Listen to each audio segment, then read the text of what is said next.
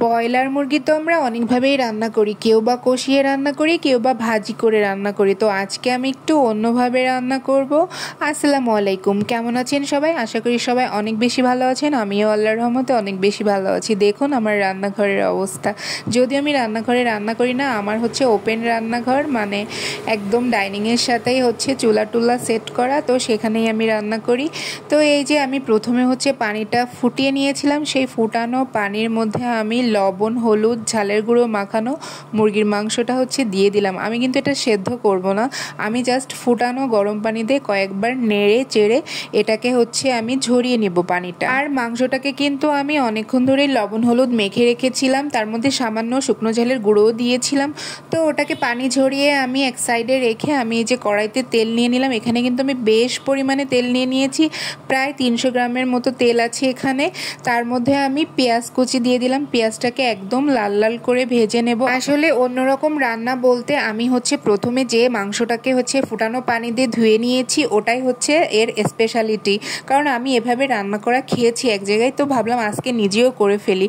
তো আমি লাল লাল করে পেঁয়াজ কুচিটা ভাজি করানো হয়ে গেলে আমি হচ্ছে এর মধ্যে দিয়ে দিয়েছি রসুন থেতো করা। আমি রসুনটা একদম ফিনিশ করিনি, এমনি থেতো করে দিয়েছি।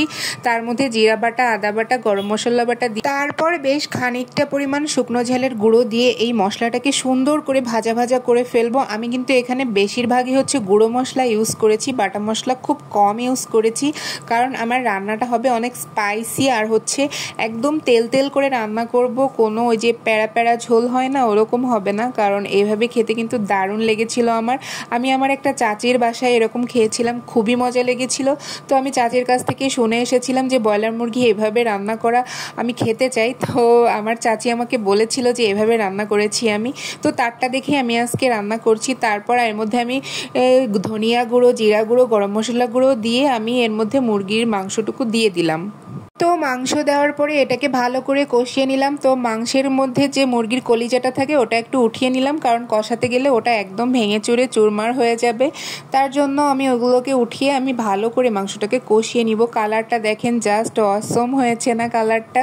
আর ব্রয়লার মুরগি এভাবে রান্না করার একটাই কারণ, সেটা হচ্ছে এভাবে যদি রান্না করা হয় তাহলে মনেই হবে না যে ব্রয়লার মুরগি রান্না করেছি না দেশি মুরগি রান্না করেছি।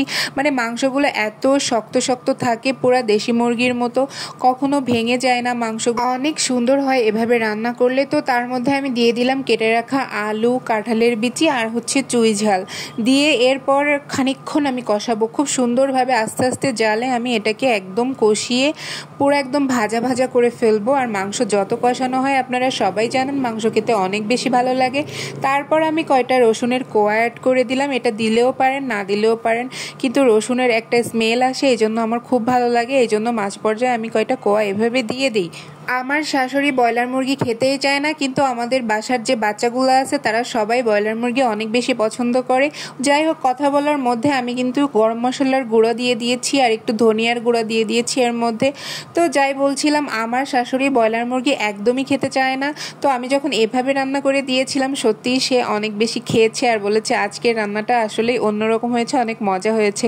আর একটা কড়াইতে আমি একটু ঢেঁড়স ভাজি করছিলাম। মাংস রান্না করলে ন্যাচারালি আমাদের তেমন অন্য কিছু রান্না করা হয় না, কারণ সবাই গোশ দিয়েই ভাত খায়। তো আজকে শুক্রবার ছিল, এই জন্য ভাবলাম যে একটু গোশ রান্না করি। শুক্রবার আসলে একটু গোশ খেতেই ইচ্ছা করে।